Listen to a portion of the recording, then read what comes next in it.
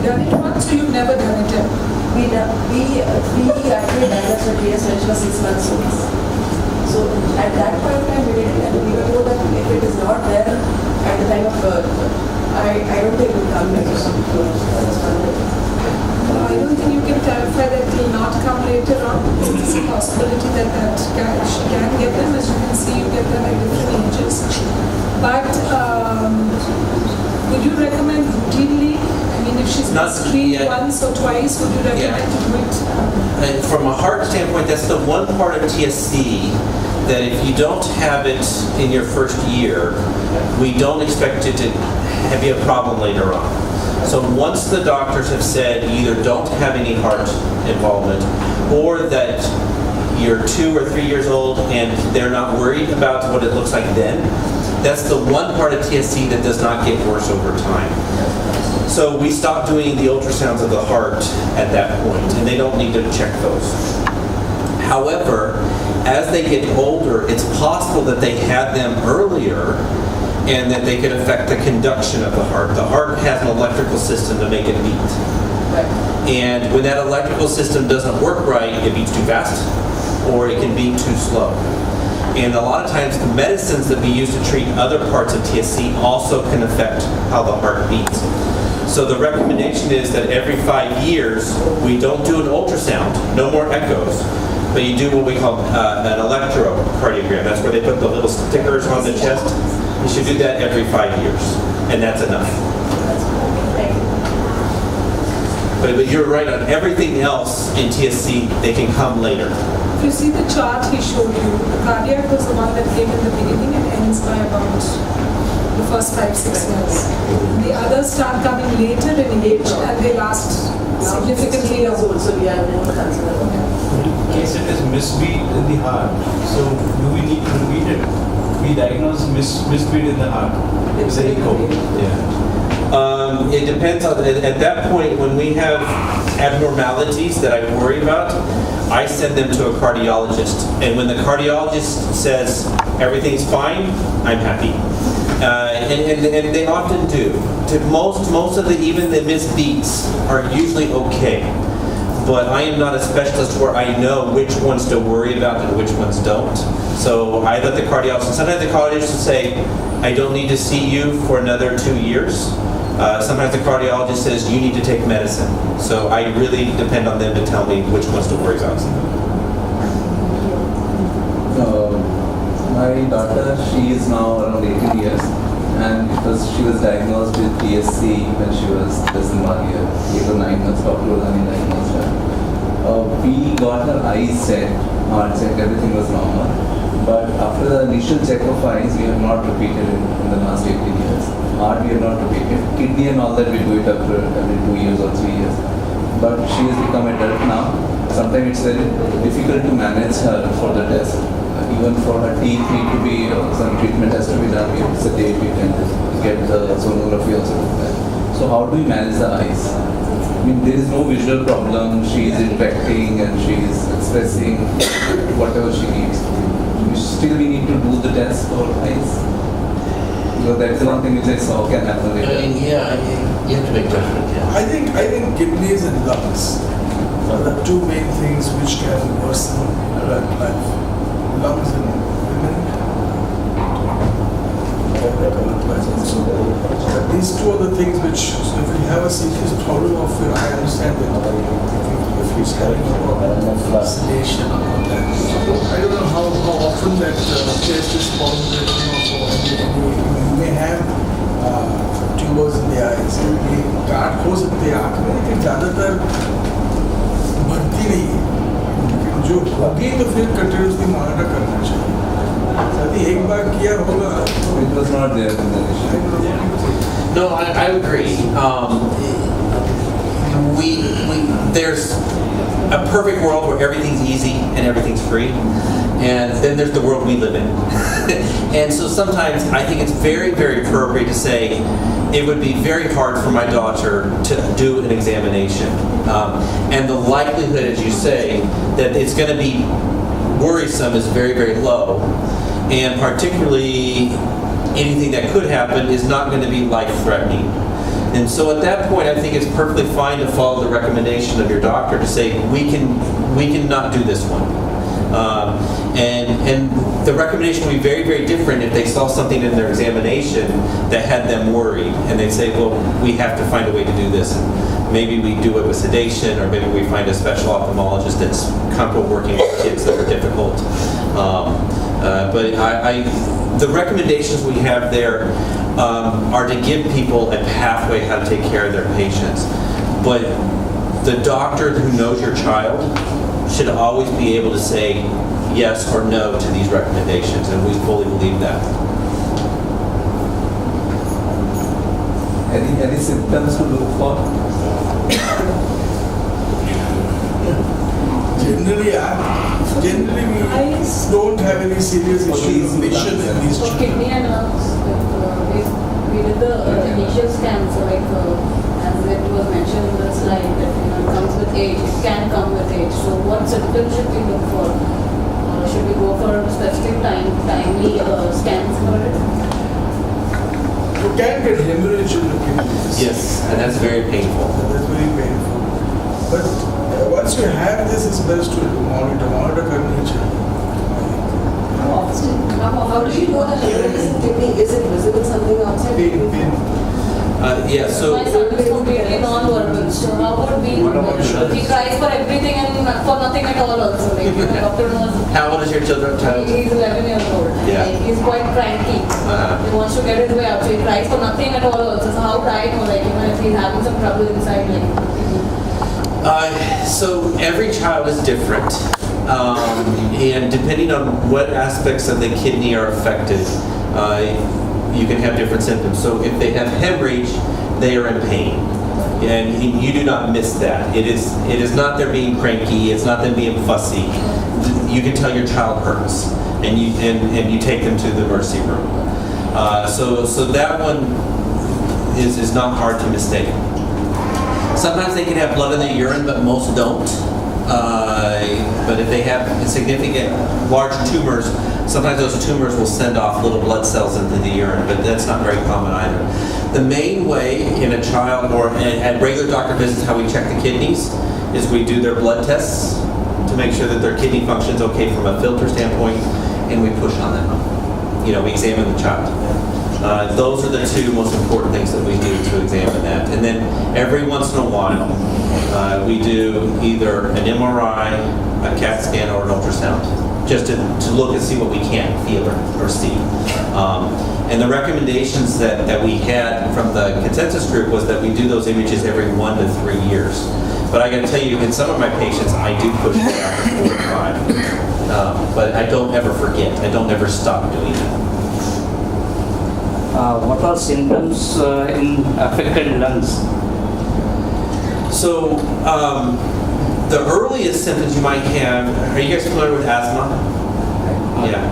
So, most of the time, the earliest symptoms would be asthma symptoms.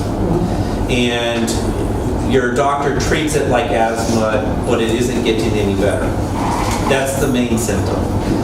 So you have trouble breathing with exercise, or you have trouble breathing with pollution on days when the pollution is worse than normal.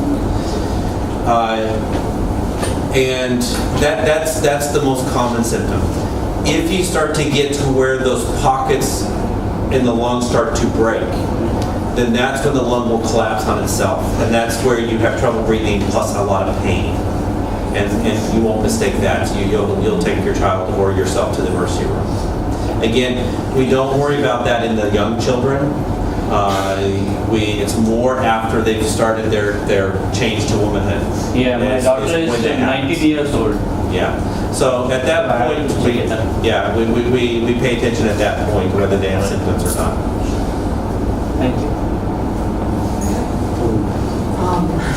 If I may, I have a few questions. I understood that we say that half of the children with TSC suffer from autism. My question is, what is the prevalence of TSC in autism? What is the prevalence of TSC in general population? In autism, seizures often appear in adolescence. Could it be the same in TSC? The fourth question is, you mentioned asthma as one of the early signs. Is it specific asthma, or could it be any bronchitis inflammation? And the last question, could you tell anything about mortality in TSC? Thank you. The incidence, we heard the incidence of TSC in the population is roughly 1 in 6,000. In general population, In the general 1 in population, 6,000. 6,000. Okay, that's the general population. Okay. Of the patients of TSC, about 50% of them would have autistic features. Okay, would have spectrum of autism. But the opposite. What is the prevalence in autism? Of TSC is soon, I would I think it's less in single digits. yeah, less than 10%. Less than 10%. The incidence of autism in America, for example, where the best figures are coming from, is 1 in 68. 1 in 68. That's a 1,000 times more. Yeah. 100 times more. 100 times more. We are talking about the 2% of the 100 population. times more than TS. So the amount of autism which is there without TS is very large. Yes. And a small percentage, maybe in single digits. I'm not sure exact figures. Yes, exactly right. It's less than 1%. When we think of autism, we break it down into syndromic autism and idiopathic autism. And the syndromic autisms, when you take all of them together, are still less than 5%. And I think it's closer to 2 or 3%. So most of them, what we call idiopathic autism, means that we can't assign a genetic cause to it, at least not yet. So it's relatively small. But of the syndromic autisms, TSC is one of the top causes of syndromic autism, meaning there's a genetic understanding of why it happens. The other most common syndromic cause is something called Fragile X. And TSC and Fragile X are the two most common genetic causes for autism that we know of. Let's see. To talk about. Can I ask a more specific question? Well, she had other questions. I'm trying to remember what were the other Well, questions. there was a question about seizures in adolescence, Okay. and there was a question about mortality. Okay. I know about mortality. You want to talk about seizure now? Well, the seizures occur in TS, mainly in childhood. And that also maximum in the first 1 year of life. The ones who come with autism very often have seizures almost all. The vast majority of those who have autism is a problem have seizures which are learned. So there's no question that seizures at least seem to influence the uncontrolled seizures seem to influence coming out of autism. Very many children with TS, when you see them in the first 6 to 8 months, they don't have case autism. When the spasms start, when the epilepsy starts, it sort of seems to affect the brain adversely. And that, so if you have uncontrolled, and I've seen patients, we've seen them initially, before Vicamactin, we gave before we knew the Vicamactin is so effective in autism. That time I remember as a young girl who I had seen her about 8 or 9 months, already had poor eye contact and spasms. And she failed steroids. We imported the Vicamactin, had just come out. And we gave the Vicamactin, and within the age of 2 years she was normal. She could not be told from a different person. So I think epilepsy and autism are interlinked to the relationship. Do you agree? Yeah. Absolutely. Yeah. On the other hand, the autism epilepsy, general autism epilepsy, as you said, comes in adolescence. And that is rarely the cause of the autism. So I think TSC is a different thing altogether. And then about mortality. On average, the TSC patients will live about 10 years less than somebody who doesn't have TSC. But that's an average. I have patients who I see in my clinic who are 70 and 80 years old. What really matters of whether you have one of these aspects of TSC that's worse and causing complications. The number one mortality cause in TSC is kidneys. It usually happens in adults. It can happen in children, but most of the time it's in adults, and usually it's later, 30, 40, or 50 years of age. The second most common reason, at least in our clinic, of why patients pass away is what we call SUDEP, which is sudden death from epilepsy. And we're still, and we're trying to understand this not just for TSC, but this is a problem in epilepsy in general that we don't understand very well. We just know that it happens. And we know TSC is a higher risk group because of the different risk factors associated with that. After that, it's the lungs, and that's very rare. I mean, and now we're talking, renal, seizures, and then lungs and other stuff.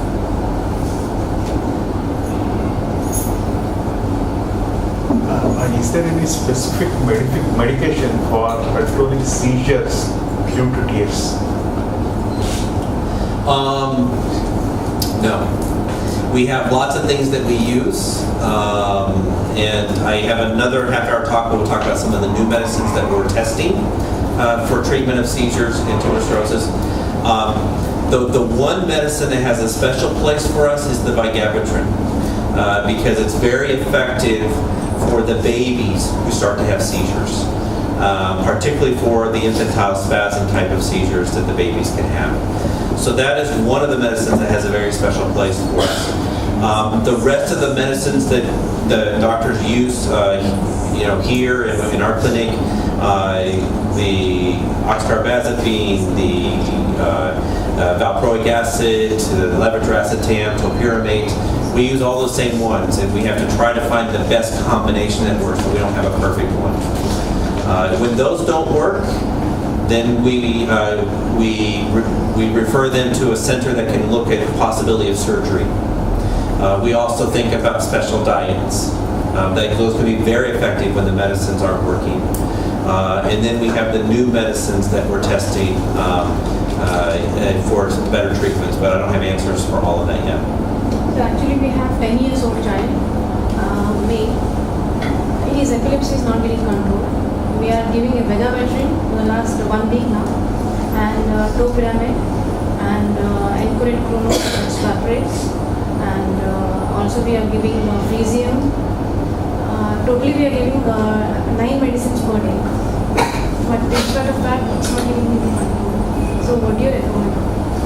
Well, in this setting, it's not possible for me to give very specific recommendations because I don't know entire history, and I also don't know the availability of services in each country. So I can't make any specific recommendations for your child.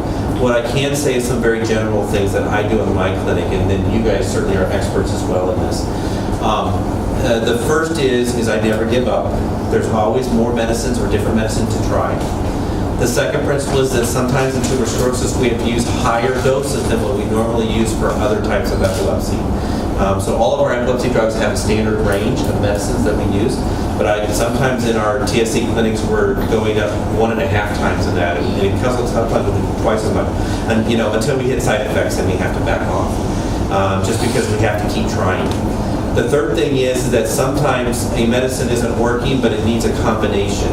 And those of us who do child neurology as a specialty, we get very good about saying this medicine works really good with this other medicine because they use different parts of the brain to work. And so that's what we try to do. And then ultimately, we don't forget about non-medicine options.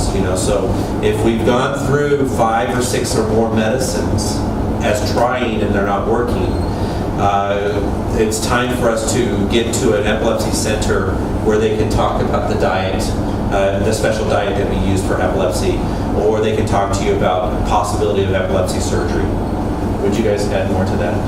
No, I think that's you try all the different medicines, sometimes in different combinations. And I also think the seizure changes over a period of years. So sometimes what may not have worked then can work later if the seizure type changes as we go. we choose drugs according to the seizure type. So if you have tonic seizures, we try and dropping or attachment. So with age, sometimes the seizure type changes. So the drugs also might get adjusted accordingly. But I agree with you. There is that small sector of patients where it's very tough to get something to work. When we try the ketogenic, then some other newer drugs are there. We'll also be explaining about that and surgical options. First of all, everybody understands English really.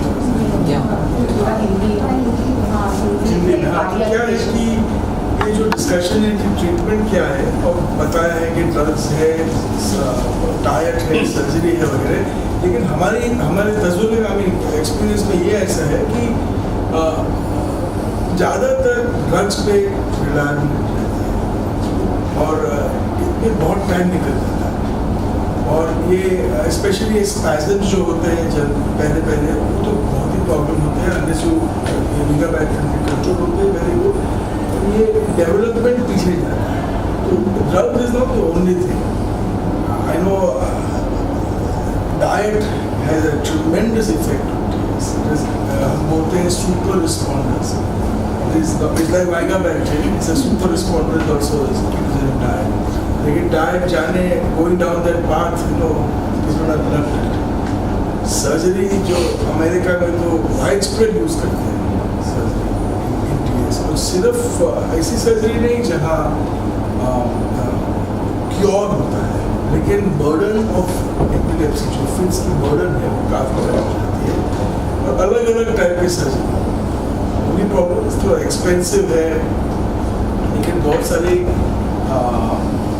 Government भी centres है पूरे India में ये surgery देती है सिर्फ reliable we should not rely only on medication जितना जल्दी हो सके वी शुड ट्राई मेडिकेशन ज़्यादा ऑल्टरनेटिव बिकॉज क्या होता है कि टाइम निकल जाता है फिर डेवलपमेंट सर इंडिया में कहाँ पे ऐसा नहीं आइडिया सर्जरी बहुत सारे यहाँ इंडियन हॉस्पिटल में हिंदुजा हॉस्पिटल में जसलोक हॉस्पिटल में बॉम्बे हॉस्पिटल में बॉम्बे में बहुत सारे हैं फिर गवर्नमेंट सेंटर्स जो है निम्हांस करके है बैंगलोर में है चित्रा है त्रिवेंद्रम में है एम्स है दिल्ली में है हैदराबाद में बहुत सारे सेंटर्स हैं मैं नहीं बोल रहा हूँ कि आप रश करो कल ये करा दो लेकिन ये ऑप्शंस है और आपको थोड़ा सा इंफॉर्मेशन पहले उसके ऊपर गैदर करना चाहिए आपके डॉक्टर से वगैरह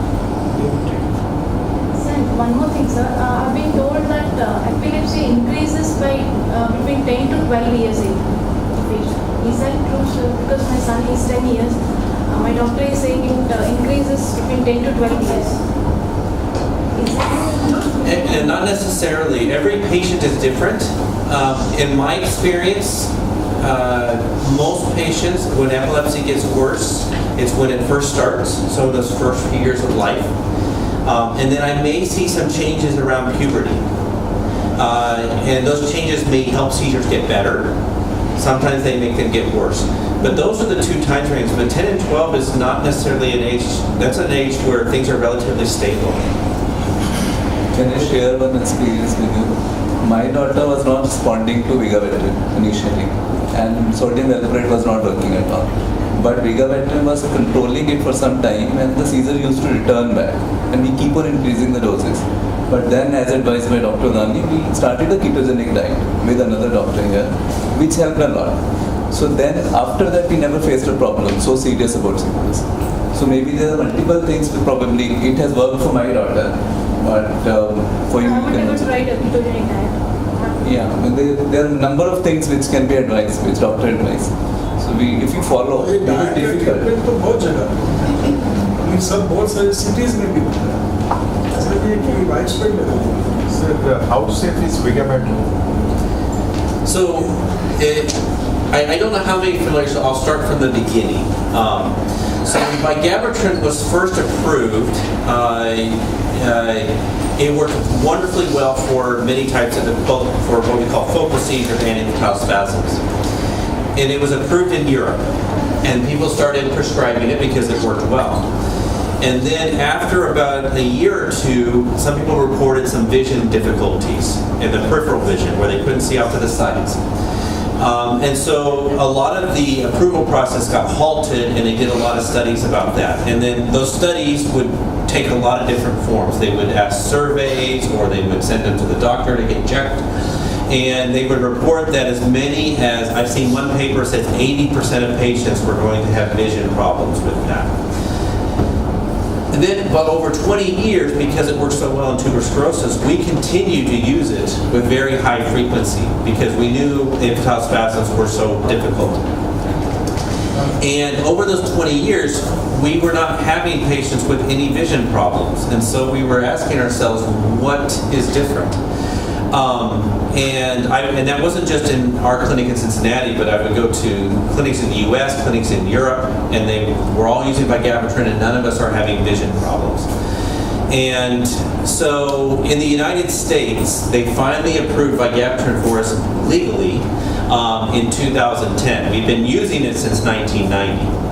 But in 2010, but when they approved in the United States, we also had a national registry. So everybody who got the prescription had to enroll, and they had to get vision checks. And that registry now has thousands of patients who have taken it for now 7 years. And the rate of any type of vision problem is less than 5%. So it's actually very, very low. What I counsel my patients is that this has been reported. It can happen, but the rates that people worry about it are way overstated. And it's much more important that we treat the seizures than worry about the possibilities of something that's very not likely to happen. So we use it and we talk about it. We do send our patients for eye exams once a year who are taking it just to be safe. But we don't do any more than that, and we don't use it as a reason not to treat somebody. What's your practice? It's the same. Initially, what we would do is we would use it for a year to be on the safe side because we didn't have any assessment tools. In a young child, it's less than a year to do an eye checkup, and they can't give you the visual field. But now with the ERG and monitoring possibilities, we use it routinely. And I think the important emphasis is I know it's sad to think sometimes it's like a little trade-off, but to control these seizures is very important for the development and the future output of this child. And you can monitor the eyes. Yes, if tomorrow you see a problem, we can always step back on it. But as I said, the percentage is small, so to fear for that, not worth it. Vigabatrin जो है किस में use करते हैं ज़्यादातर TS में? स्पैजम्स पहले साल में स्पैजम्स कंट्रोल नहीं होगा तो आई कांटेक्ट डेवलप नहीं होगा। विजन की बात छोड़ो, आई कांटेक्ट डेवलप नहीं होगा। ये बच्चे जो ऑटिस्टिक होते हैं देखते नहीं आपके सामने, तो विजन का प्रॉब्लम है। और विजन और दूसरा प्रॉब्लम है कि vigabatrin में जो विजन का प्रॉब्लम होता है वो साइड विजन का है, वो भी इनसाइड विजन नेजल फील्ड जो बोलते हैं कि हम आपके सामने देख रहे हैं, ये मेरा टेम्पोरल फील्ड है, ये मेरा नेजल फील्ड में ज़्यादा होता है। तो आप that is not usually interfering with your vision general. और तीसरी बात ये है कि ये चेकअप करना भी मुश्किल है क्योंकि बच्चे इवन छोटे बच्चे तो ऑफकोर्स करते नहीं है कॉपरेट, लेकिन बड़े बच्चे भी कॉपरेट करना मुश्किल है। ये फील्ड चेकिंग जो करते हैं वो उसके विजन में प्रॉब्लम नहीं है, डायरेक्ट विजन साइड विजन में, सो वो चेकिंग करना बहुत ही मुश्किल है। इससे ERG वगैरह करते हैं which is pretty good, but it's not widely available and it's expensive. So I think vigabatrin का जो vision का problem है is overstated. So is it required? It is not necessary. So like my neurologist says we have to give only for 3 months. It's not There are lots of neurologists that believe that. I will tell you my opinion very bluntly. They are wrong. If it is helping the child, this should be continued. And that's my opinion. And I believe very strongly in that because I see patients in my clinic who only got treated for 3 months and then they are stuck in the system getting treated with all sorts of other medicines when they had one that worked and their doctor took it away from them. So if it's working, we have patients that take vigabatrin for 10 years and they're still taking it. आपको कुछ पूछना है? मेरी लड़की है 17 साल की, उसको एपिलेप्सी का प्रॉब्लम तो है, तो 1.25 साल की थी तब से, लेकिन बीच में 2 साल उसको बंद हो गया था। अभी गए साल उसने 10th किया ना, जब भी उसका कैम में उसको एकदम उधर एपिलेप्सी का प्रॉब्लम होने लगा। 2-2 मिनट में आती थी, 2-2 पूरा इंग्लिश का पेपर उसका राइटर रखा था, वो पास भी हो गई उसमें। लेकिन बाद में कैम में जब रिपोर्ट किए तभी मालूम पड़ा कि उसको डर की वजह से आ गया था एपिलेप्सी। इसका तो प्रॉब्लम है ही टीएस का, किडनी में है, हार्ट, आँखों में, सब में है, लेकिन ये डर की वजह से ज़्यादा आता है उसको आखिर। So just out of to put it in context, she was the last one that was presented yesterday, the CSW's secondary expertise. So she had the thing and she's now she's fine. She's passed the 10th standard. So I know the story. अभी उनका क्या है कि सब अखड़ी दर से ज़्यादा हो सकती है, सिर्फ टीएस की अखड़ी ज़्यादा नहीं हो सकती है, सिर्फ अखड़ी ज़्यादा कभी होती है बच्चा सोया नहीं है बराबर, बहुत खुश, उदास, चंचल, कुछ भी इमोशन ज़्यादा हो गया। तो काफ़ी बार हर बच्चों को एग्ज़ाम के दिन पे या एग्ज़ाम के पहले दिन पे या बीमारी के टाइम पे उन लोगों को अखड़ी बढ़ सकती है। तो टीएस की अखड़ी सिर्फ तभी नहीं बढ़ती है, हर अखड़ी जिसको भी अलग कारण से अखड़ी होती है उनको स्ट्रेस में, एंजाइटी में, टेंशन में, डर, जो आप सोच रहे हो कि डर है, ज़्यादातर टेंशन है उसका, उसके कारण से हो सकता है।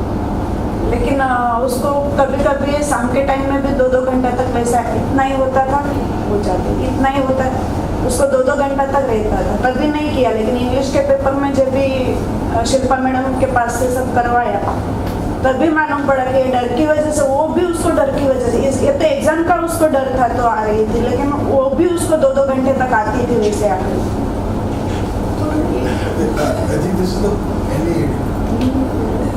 In between we had NAD. same one. Yeah, but क्या on होता an है? average, क्या होता है? Epilepsy जो है, NAD was a transit. नींदगी जो है ब्रेन से आती है और वो यानी कि दिमाग से आती है और वो इलेक्ट्रिकल डिस्टर्बेंस होता है। और ये जो आपके डॉक्टर को आई थिंक प्रीवियस 2-3 आपके सन को जो एक महीने के लिए प्रॉब्लम हुआ था एग्जाम क्या, वो शॉर्ट सर्किट से नहीं आई थी, दिमाग के शॉर्ट सर्किट से, वो एंजाइटी, टेंशन से आई। और वो कभी कभी होता है जिसको एपिलेप्सी भी होती है उनको भी वो हो सकता है, तो वो अलग प्रॉब्लम है। उसका ट्रीटमेंट एक्चुअली माइंड थोड़ा काम करने का होता है, वो स्टडी में बहुत ही पीछे जाती है।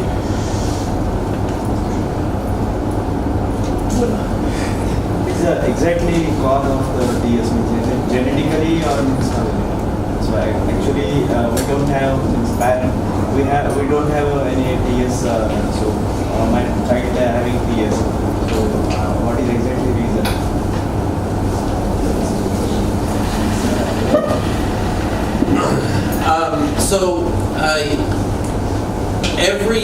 Every person in the world carries mutations in their DNA.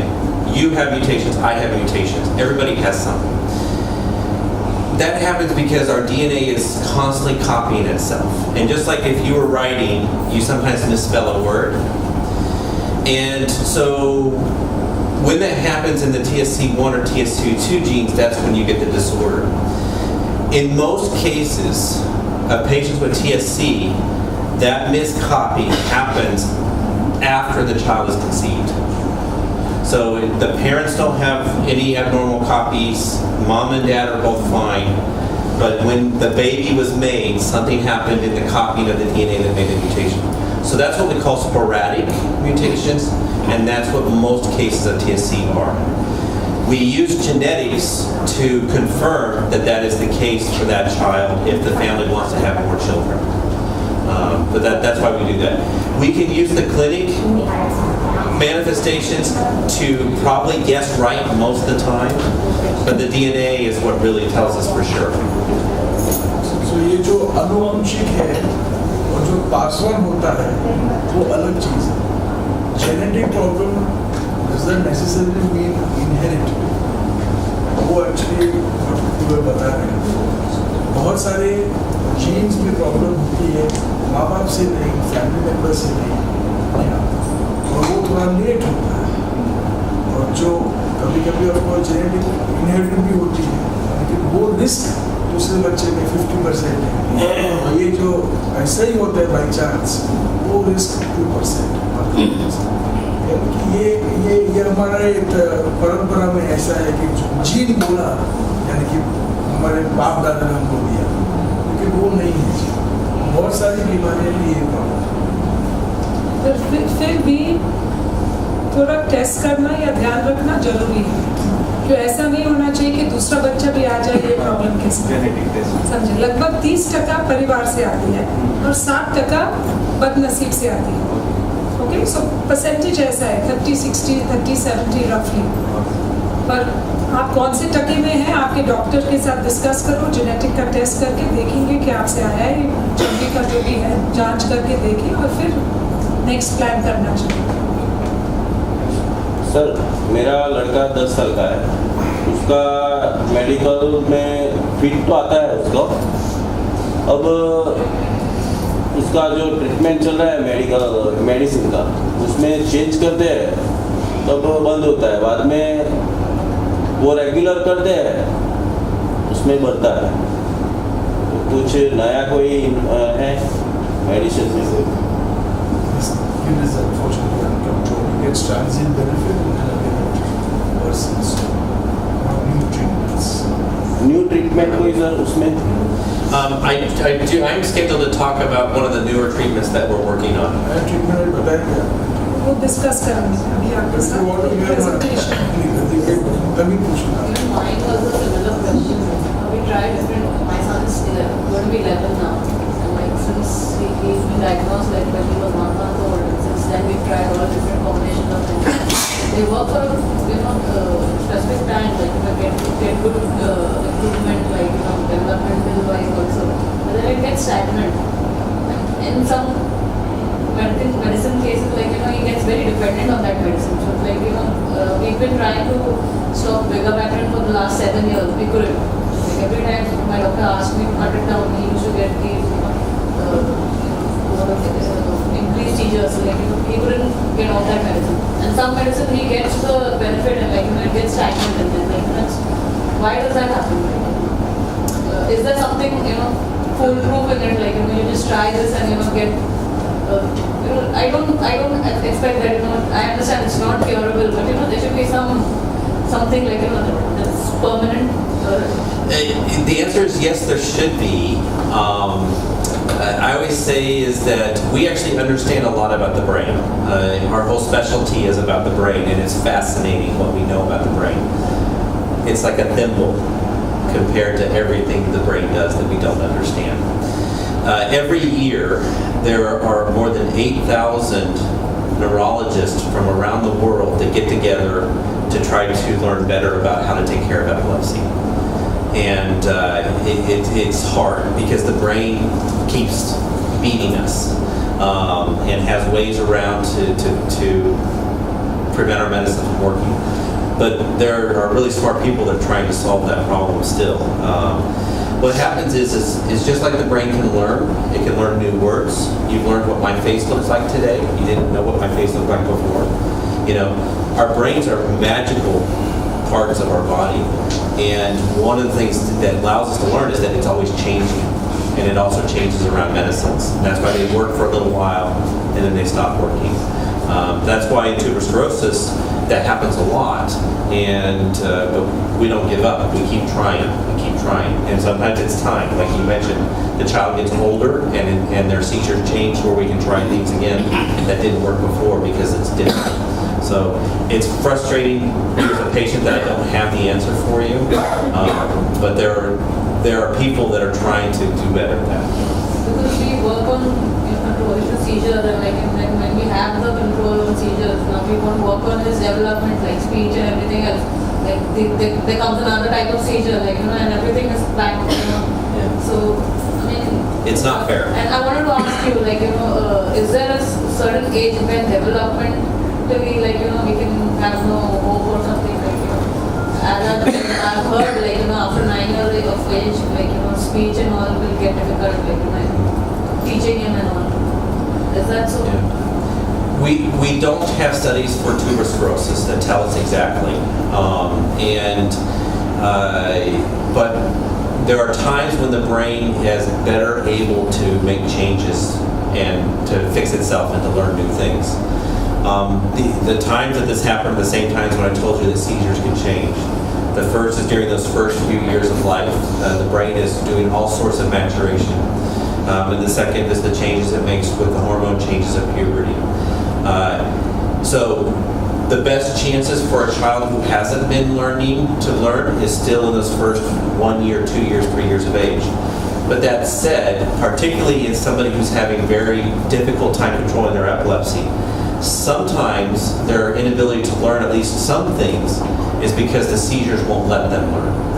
And we have instances in our practice, I'm sure you have, is that when we do get seizure control, no matter how old that person is, sometimes they can do new things. And it's impossible for us to know exactly what they are because the seizures have never let us see what their brain truly could do. So there are times when it's most likely to occur. And if you don't have seizures and you haven't learned, yes, there's not a reason to expect that later on they're going to learn those. But in a patient who's having uncontrolled seizures, that we just don't know what the brain can do because the seizures won't let us see. It's true. It's like you say when his seizures become less, the brain opens up and he's so much more responsive. So he makes eye contact, his gait, his everything improves. So the minute the seizures come back again, he goes back a little. So there's good potential inside if we can get the seizures under control. So it's not very scary, right? Like, he's crossed his 10 years of age, so like, the learning ability is getting... No, we learn all our lives.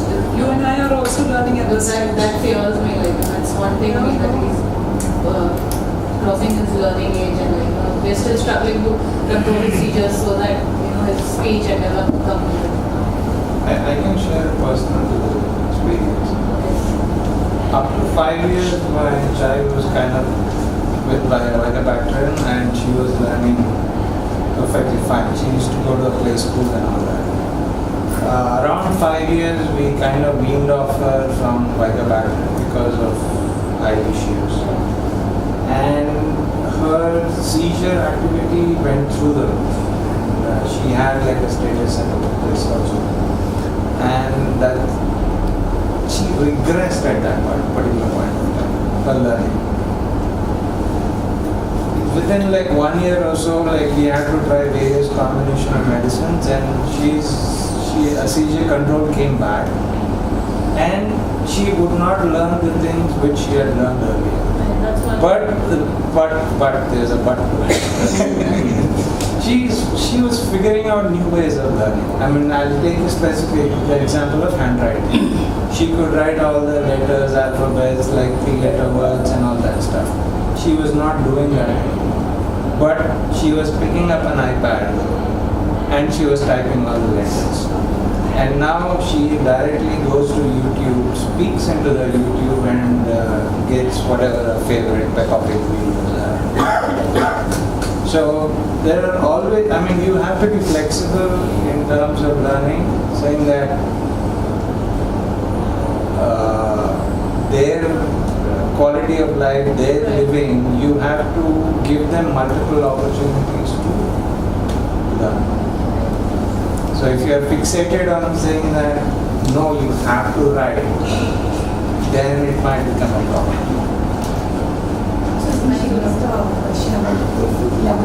People often worry about becoming dependent on the anti-epileptics and almost becoming, I think the one is are they addicted to the anti-epileptics? कितने साल चलेगा दवा और आदत पड़ जाएगी दवा की. And the second worry you often get from patients is cumulative. इतने साल देते रहेंगे तो कुछ नुकसान नहीं होगा. Like इतने साल ज़्यादा साल दे रहे हैं तो continue for very long period. ये common common सवाल है. So asking is it okay to continue AEDs for a long period of time and multiple AEDs for a long period of time? I just want to add one more question to that. Supplements, like along with some of the common AEDs, like they say like increase your magnesium supplements, right now I think the current flavor is CBD oil. So vitamin B6 also. Vitamin B6. I have patients that take seizure medicines their entire lifetime. And if it's working and they need it, no harm doing that at all.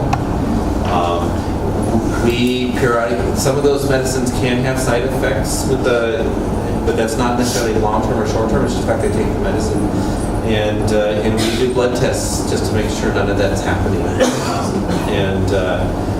We do them about every 6 months or a year. As we just do blood tests and see how their liver is, how their bone marrow is, to make sure those are okay. And if you have to take multiple medicines in order to get the best seizure control you can have, and then you take those your whole life, as long as there's no side effects, there's no reason why not to do that. But that's why you have a neurologist, so that you don't have to make that decision on your own. Your neurologist will help you decide, should you stay on medicine or not stay on medicine, and do you need to stay on multiple medicines. That's what neurologists do, and I'm sure all of us in our practice have patients that take medicine their whole life. Just to add, क्या होता है कि ऐसे बच्चे सिर्फ PS में chronic epilepsy जो है उनमें लर्निंग बिहेवियर ये सब प्रॉब्लम होता है और टेंडेंसी ये है obviously अंडरस्टैंडेबल टेंडेंसी है कि ये जो खराबी हुई है मेरे बच्चे मेडिसिन से कभी वो सही भी होता है बहुत सारे मेडिसिन होंगे 4-5 मेडिसिन 6-7 मेडिसिन तो वो प्रॉब्लम रियली प्रॉब्लम होता है लेकिन ज़्यादातर एपिलेप्सी के कारण ये प्रॉब्लम होती है जो जिनको एपिलेप्सी अनकंट्रोल्ड है उसमें ये बिहेवियर कॉग्निटिव लर्निंग इश्यूज बनते हैं और the way to prevent that is जो मेडिसिन का जाता है is to use medicines as few medicines and use them only which are working. ये टेंडेंसी है और हम बोलेंगे हमारी भी टेंडेंसी कभी कभी होती है बच्चे को 4-5-6 मेडिसिन चालू है जो मेडिसिन नहीं चालू है कोई बंद नहीं करता ये सबको डर है बंद करेंगे बड़ी फिक्र जाएगी तो सर लेकिन मेरी बेटी का हमेशा वैसे ही होता है उसको भी she is on 4 different drugs now. We try to take out something, her seizure goes up. On those 4 drugs, we have never got any seizure control. She still gets 2 seizures a day at least. Most of them are at the small chain-twitching sort of things, and sometimes it's a seizure. That is another thing. ये जो छोटा ये हुआ थोड़ा जब तो ये सब सीजर से फिट्स खराब होते हैं. I mean ब्रेन खराब हो जाता है सर. लंबे सीजर्स frequent seizures, cluster. ऐसा नहीं है कि we should not try to full control, but there has to be a balance. कि जितना control possible है और जितना control necessary. और वो क्या है कि ऐसा करेंगे कि पूरा ढंग से होंगे तो आधे बच्चे तो ऐसे हैं बहुत सारे मम्मी बोलते हैं हमको फिर थोड़ी बड़ी है लेकिन अभी तो उड़ गए अभी रिस्पॉन्ड कर रहे हैं दवाई काम की possibility always there is always a risk that is the biggest problem सबको ये रिस्क लेना मुश्किल रहता है बड़ी फिट आई आपके बच्चे को स्टैटस एपिलेप्टिकस हो गया इट्स अ बिग प्रॉब्लम वो स्टैटस एपिलेप्टिकस हुआ बड़ी फिट आई तो उसमें तो ब्रेन इंजरी होती बहुत कॉमनली होती है इसलिए have to be very careful वो स्प्रे पे लगाते हैं वगैरह लेकिन I think we to understand कहते हैं learning general feeling is that learning behavior, etc. is more a problem in uncontrolled epilepsy rather than the medications. That's what I'm saying. So there is a certain amount of medications, also side effects. The major thing is that you agree with that? Yeah. And so there's a couple of rules of thumb. I gotta be careful that I use my American English. You know what I say? Rules of thumb. That's okay. Guidelines that I try to follow as a doctor. One of them is that it's rare that more than 3 seizure medicines is going to be more effective than 3. And ideally you want to have it down to 2 or 1. So when you're on 4, and I do have a few patients on 4 just because we've tried other things. but most of the time, one of those medicines is not very effective. Which one is not always clear to us. So it's certainly, when I get to a patient who's on 4 medicines, I'm trying to do my best to get it back down to less. And then the second thing is, as it related to the balance. I agree 100%. Sometimes a very short seizure, a little twitch, but nothing more, or a little bit of unresponsive that's only 2, 3, 5 seconds or 10 seconds, those don't damage the brain. Those are just kind of pauses. And sometimes I would love to get rid of those, but I won't get rid of those at the expense of being on 4 medicines. I will balance that, because at that point I'm more likely to cause side effects than to help reduce the seizures. So again, that's where your child neurologist becomes very helpful, because they have to help work with you to say, where is the place that we should be? That we're not taking too much medicine, but we're getting the best seizure control we can, and certainly getting the best for the worst seizures that we worry about. So those are the 2 things I want to review. And you want to add to that? ये बड़ी problem होती है। I think Anahita also वो एक कि इसमें we need parent input। अभी हमने दवाई चालू की, 10 में से 5 फीट हो गए, वो 50% इम्प्रूवमेंट है ना? लेकिन पेशेंट तो बोल रहा है कि तो कुछ फायदा ही नहीं, कुछ रिकॉर्ड नहीं है। हमारे पास आते हैं, 2-3 डॉक्टर के पास गए हैं, चेंज हो गया है, हमारे पास आते हैं, हम देखते हैं कौन सी दवा से फायदा पता नहीं, चारों दवाई से अच्छा है, तो कौन सी बंद करें? ये सब करना आपके ऊपर है ना। हम आपसे इंफॉर्मेशन चाहते हैं, वो इंफॉर्मेशन मिलेगा तो what you call educated decision करेंगे। अदरवाइज तो गेसवर्क हो जाता है, ये बंद करो, वो बंद करो, वो बंद करो। इसलिए प्रॉब्लम मेरे experience 30 years in this country, this is the biggest problem। मैं देखता हूँ सबको लिस्ट, डायरी, हाँ, तो कोई फिलअप भी करता है, कभी करता है, कभी 3 दिन मैंने किया, बाद में बंद कर दिया, और पता नहीं चलता है कि ये वैल्प्रिन कभी अनफॉर्चुनेटली हमारे पेशेंट्स में कभी एजुकेटेड नहीं रहते, तो पता नहीं कौन सी मेडिसिन चालू की है। कभी देखना पड़ता है कि वो उसके पहले पेपर्स में ये मेडिसिन लिखी थी, ये मेडिसिन लिखी थी, लेकिन चालू की थी कि नहीं किसको पता है। इधर मेरा एक प्रॉब्लम है, सच में पेरेंट लोग का टेंशन जो है, सच में एक अकड़ी आ गई भूल में, बोलो 2 महीना शांत हुआ, एक अकड़ी आ गई, वापस दूसरे के पास गया, जल्दी इमरजेंसी में आप किसी को फोन करेगा ना, पहले चीज है हाँ दवा बढ़ा, डोज ऊपर कर दो, 5 का 10 करो, 10 का 15 करो, 15 का 20 कर दो, जो भी है डॉक्टर फोन पे बोलेंगे कर दो, समझे? पर फिर कोई निकालता नहीं है वो दवा, वो सिर्फ बढ़ते जाते रहती है, और वो बच्चा खाते रहता है, आप नहीं खाते हो, समझे क्या? और वो सुस्ती आ जाती है, और आपको झटके बन चाहिए, आपको ये समझ नहीं है कि बुद्धि और झटके के बीच में बैलेंस रखना जरूरी है। Managing epilepsy is a partnership between the neurologist and the parents. And they have to sustain. और एक ही डॉक्टर के पास जाएंगे बेटर है, you can take an opinion, but follow up with the person, trust person who can. Does video time also? Every neurologist makes a plan. They see the patient for the first time. You have a plan in mind. It's not necessary that everything gets implemented on day 1. मतलब जैसे you make a plan, जो बच्चे का response आता है, you're reacting to it. It's a very dynamic situation. कुछ stone पे काम नहीं है कि ऐसा करना है, ये बायोलॉजी है, ठीक है? कभी एक दिन आप 1 रोटी खा के पेट भर जाता है, कभी 4 रोटी खाते हैं, है ना? तो ये तो ज़्यादा कॉम्प्लेक्स चीज़ है। So it's a very dynamic thing, और हर एक न्यूरोलॉजिस्ट प्लान बनाता है मन में बच्चे को, ये नहीं होगा तो ये नेक्स्ट ऑप्शन है, ये नेक्स्ट ऑप्शन है, पर फिर बीच में अलग अलग जाते हैं, हर एक प्लान बनाता रहता है, और जो नॉट नेसेसरी सेम होगा, नुकसान बच्चे का होता है। Does video EEG help in that for the medicine drug diseases? नहीं। वीडियो EEG तो सिर्फ जब भी आप करते, जब भी हम श्योर नहीं है कि ये जो अटैक है वो सच्ची फिट थी या कुछ सर्जरी प्लान करते हैं या ऐसा कुछ।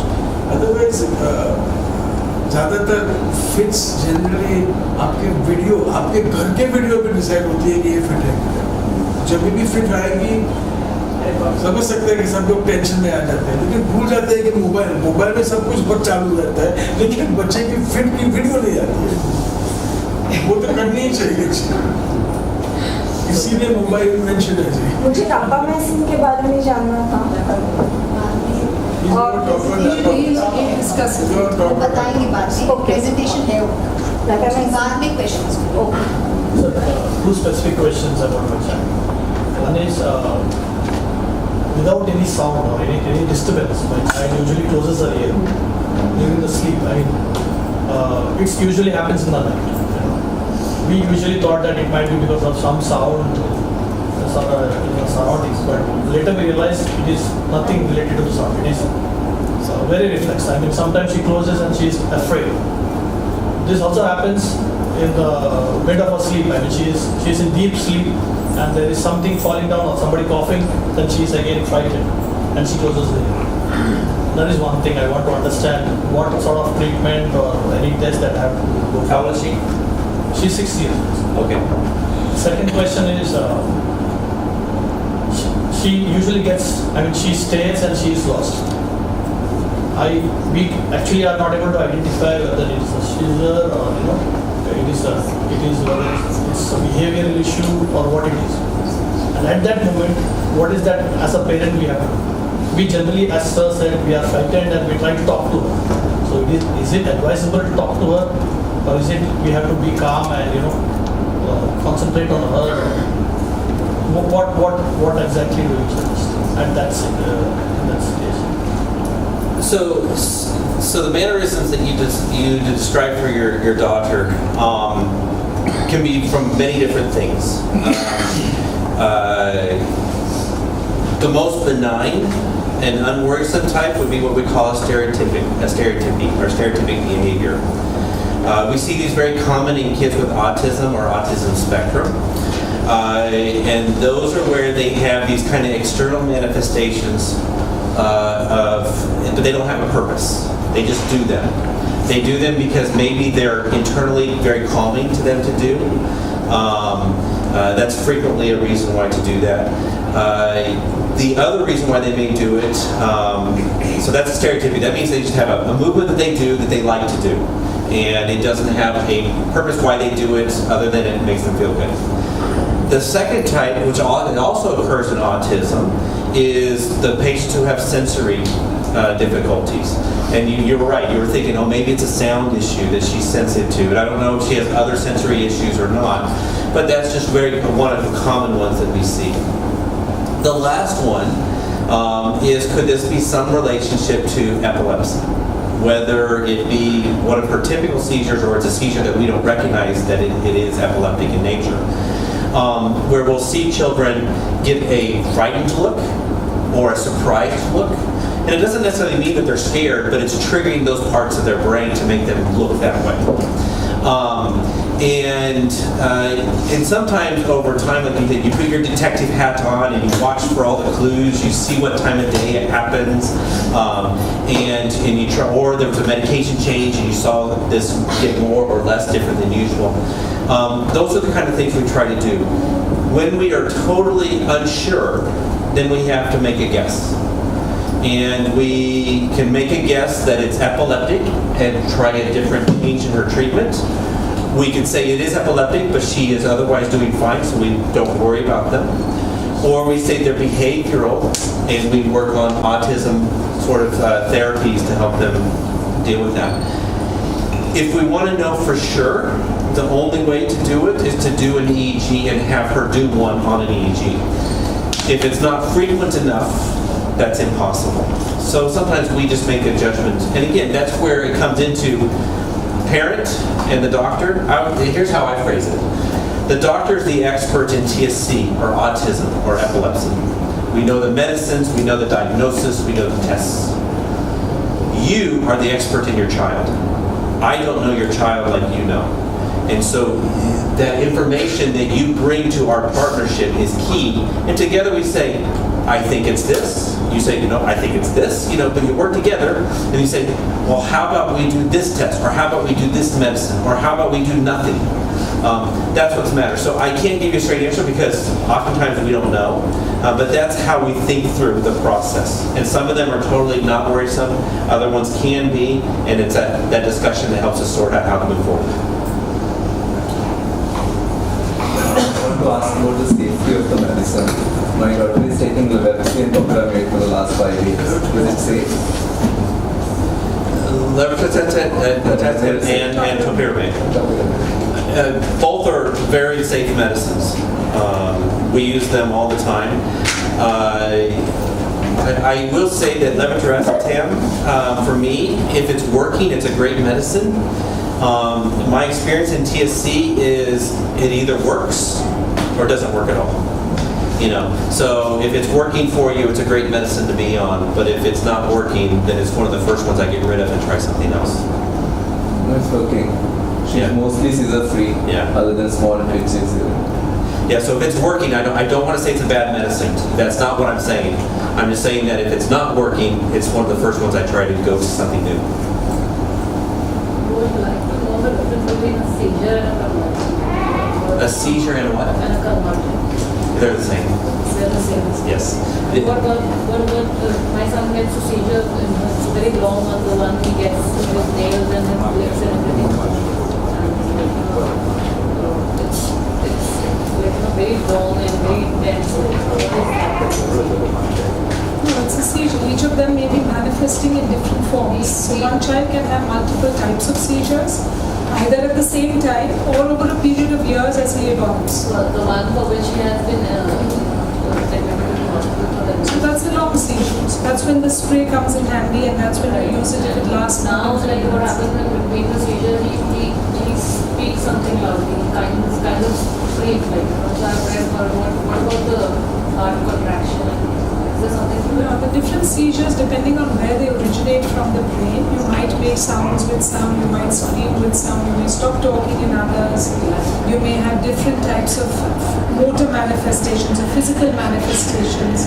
That depends on where the seizure is arising from the brain. So he gets very irritable and he tries, running about. He doesn't lie down. He's very dull. He's not even able to stand up, but he tries to run about. So is it okay that I restrict him from running?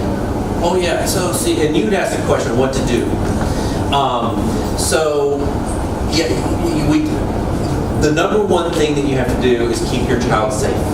Okay, so there's some general rules that we know that people can do to keep their child safe. So we always say if they're big enough, you get them on the floor because then they can't fall. We say turn them on their side because that way their tongue doesn't fall backwards, or if they vomit or they have drool in their mouth that they can't suck that into things. So those are the general rules as we get them. If they're convulsing, where they're shaking, then we want to protect their head. So usually we look for something soft to put under their head. If I have nothing soft, I put my arm into them and I let them hit my arm. So that's the number one rule, is to keep them safe. And so however we have to do that, that's what we do during a seizure. The second thing is that I don't think they understand what we say. In most seizures, that's one of the first things that go is understanding. Think about the time when you're suddenly scared. You don't think very clearly, and this is happening. I do think, though, that we as human beings understand the calming voices in our lives. So if mother's voice or father's voice, they hear the tones, the calming, those responses are a much more basic part of our brain that doesn't have to understand words. That's where our emotions come from. Okay? And so I do think it's helpful to talk to them calmingly. They probably don't understand your words, but I do believe that they can respond to the fact that this is a safe voice that I love and know. I also think it's good for us as parents because our hearts start going fast. And if we're talking calmly, we calm down too, and we make better decisions in that situation. So that's what you do in those situations. We don't put things in the mouth. We don't try to really hold them really tight to make them stop shaking. Those don't have any help. And if anything, sometimes if you do them too aggressively, they can hurt. But the biggest things is protect them. And like I said, if it's been longer than 3 minutes, you use your rescue medicine to stop the seizure. holding, lying down, or when there is drooling or when there is a jerk. But when they are just staring, I mean, the staring is very long, probably for 2 minutes. I mean, she's just staring. Yeah. So Again, what do we do in that case? I mean, So again, you want to direct them somewhere to where if it goes into a bigger seizure, maybe they never do, but just in case, so I'll have them sit in a chair. So that way if they start, I can have them lay down or whatever, which never happens. But I try not to let them just walk around because they're not making good decisions, they're not thinking. So that's what I do. दो चीज है जब ये stair करते हैं से ये autism में ये स्टेयरिंग स्पेल्स काफी कॉमन होते हैं कहीं खो जाते हैं फिर वो टाइम पे दो चीज करना चाहिए आप बुलाएंगे तो शायद रिस्पॉन्ड नहीं करेंगे क्योंकि ऐसे भी ऑटिज्म में कम बच्चे रिस्पॉन्ड करते हैं लेकिन ऐसा किया जहाँ लोग देखते हैं but even then she doesn't respond. then maybe a seizure Even shake. हो सकता है seizure Yeah, that's actually weird because a lot of times if you talk to people, we make a joke in America that the men don't listen.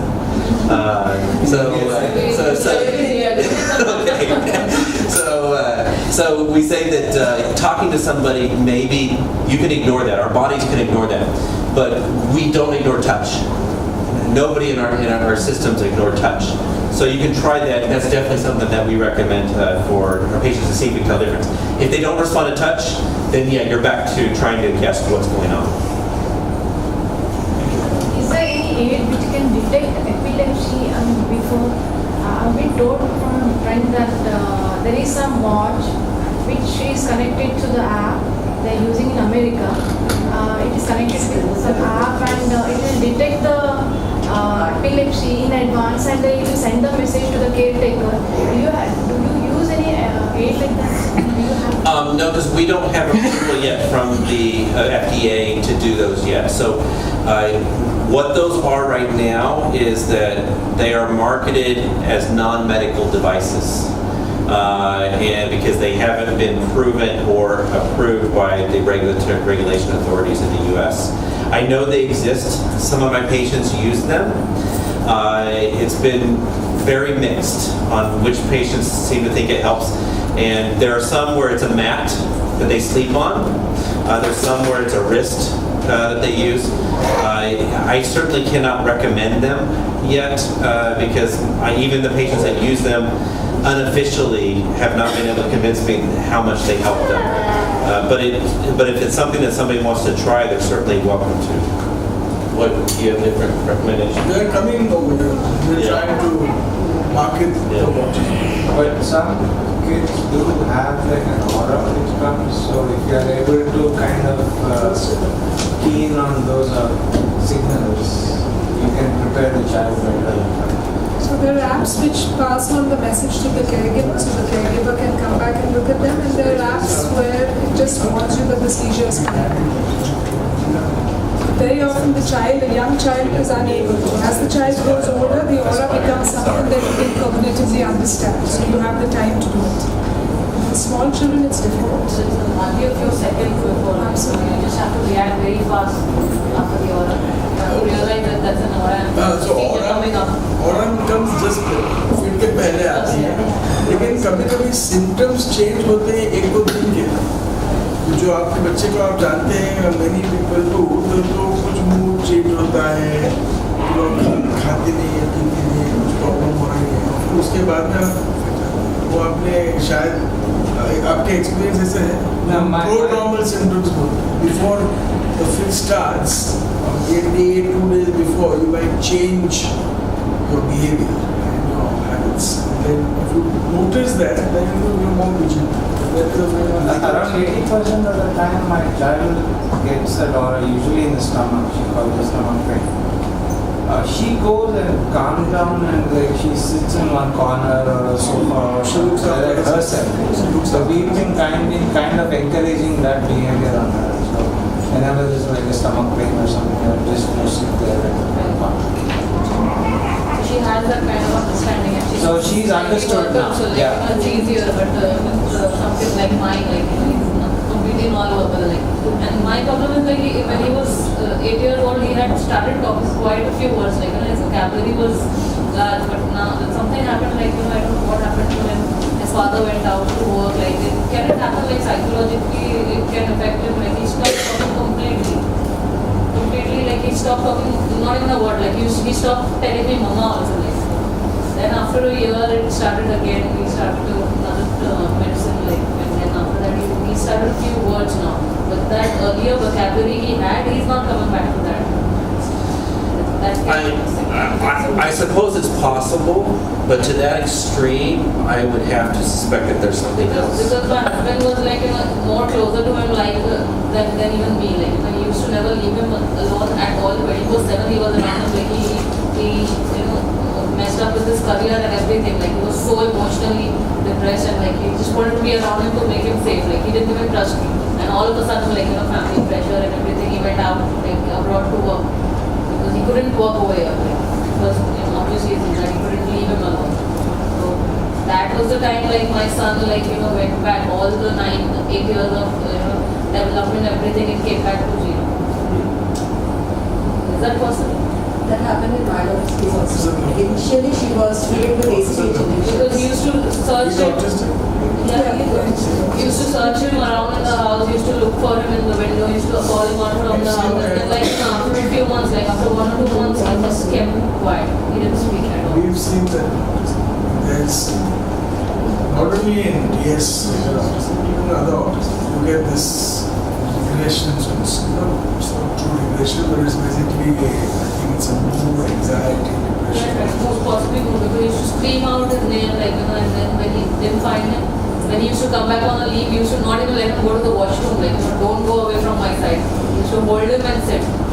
So autism don't like change. Right, he doesn't like changes. He has It's like your husband going out is a change for him. I mean, there's obviously much more than that. Change is not triggers that. Because we are the only two people he can, communicate and be comfortable with. We only understand him. Like, he's not comfortable with everybody. And out of that, the most important person right away is, like, quite affected.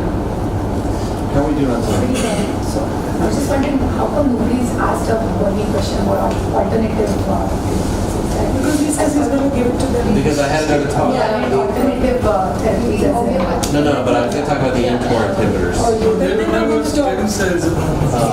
yeah. Yeah. What is about, is there something called vagus nerve therapy? Like, No, vagal nerve stimulation will do. Yeah, we do vagus. That's helpful because surgery most of the time is very complicated, like, as we tried and, like, But vagal nerve stimulation, one surgery will not complicated. yeah, that's why I wanted to know about that. Is it helpful? Like, it's that kind of magnet they put behind, right? We use it in our clinic. We use So I vagus want to know stimulation. about that. For speech, homeopathy is good or not? For speech. What, the vagal stimulator? We got two homeopathic doctors here actually, Dr. Yeah. Kulkarni and Ram Kulkarni, maybe they can answer the question. I mean, help. You got two doctors here. Yeah. So, Procurators. So it depends on different homeotherapies can be effective. Most of them have not gone through the same different scientific testing that traditional medicine goes through. That's not to say that they can't help, but oftentimes it means we don't have the same picture about who it can help, what adverse or negative things can be associated with those. Those oftentimes are underplayed or understated in homeopathic medicine. But that said, it doesn't mean that it can't help. You have to be careful and know that there are probably some therapies and some homeopathic doctors that are very good, and then there are some that are out to just take your money. And knowing the difference between the two is very difficult. In the United States, and I assume the same problem is here, homeopathic medicines are not controlled. And so we do studies in the United States. Let's say we take, somebody wants to take, what's a common, carnitine, or a vitamin. They want to take a certain vitamin. When we go to the store and we take all the different bottles of vitamins and we send them to the laboratory to test, one or maybe two have medicine in them and the rest are junk. So that's the United States where we have trouble with that. So I'm very careful to say that, I don't want to be one of these doctors to say it's all bad. but it's kind of, in the American, it's the wild, wild west. There's nobody telling us what's working, what's not working, who's a good one, who's honest, and who's not honest. And we have huge problems with that in the United States with homeopathic medicine. A lot of dishonest people. So. Models which we have seen in presentation, models in brain. So that is curable by using drugs or is it through the surgery? They usually don't disappear completely, even though we have had people have that happen. But usually what it does, it prevents them from growing and causing more complications. So that's where the nodules, if they stay small, no problems. But if they start to grow, then you can have problems. And that's what we have to watch for. We have to monitor. Yeah, but as long as they don't grow, they don't cause complications. But if they grow, then we have to shrink them to prevent complications. Now we'll sort of move on. Just last a question. very general question. We do read that mobile phones and TVs are not good for children. But in my child, and most of our children, we usually notice that they are good in playing puzzles, and parents are very likely to give them mobile phones, iPads, so that they are interactive in the play when they are playing.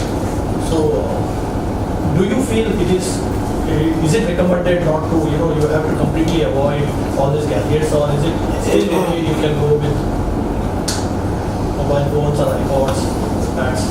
Because we need many It's an opinion question more than a science question. Yes, the child is quiet when she has a mobile. My take on it is Actually, I can give an anecdotal story because we switched off a lot of the screen time with mobile and TV. So, and we substituted that with interactions with the child. So we were started playing with the child more. Of course, also the child started learning from us. He's given the answer. In autism, which is a very common problem in TAs,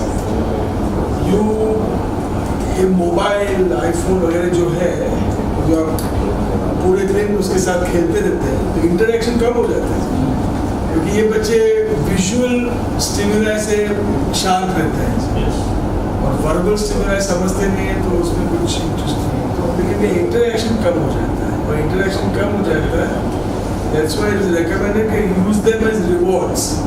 Yeah, we do make sure. अगर therapy किया तो थोड़ा 15 minute दे दो. I had a very bad effect on him using the mobile phone. Like वो इतना obsessive उसके बारे में होता गया कि he wants to be around children, he wants to be in people, but वो पूरा टाइम अपना phone लिया रहेगा. To that extent कि वो सोता नहीं था पूरी रात. He doesn't want to sleep. He just wants the phone.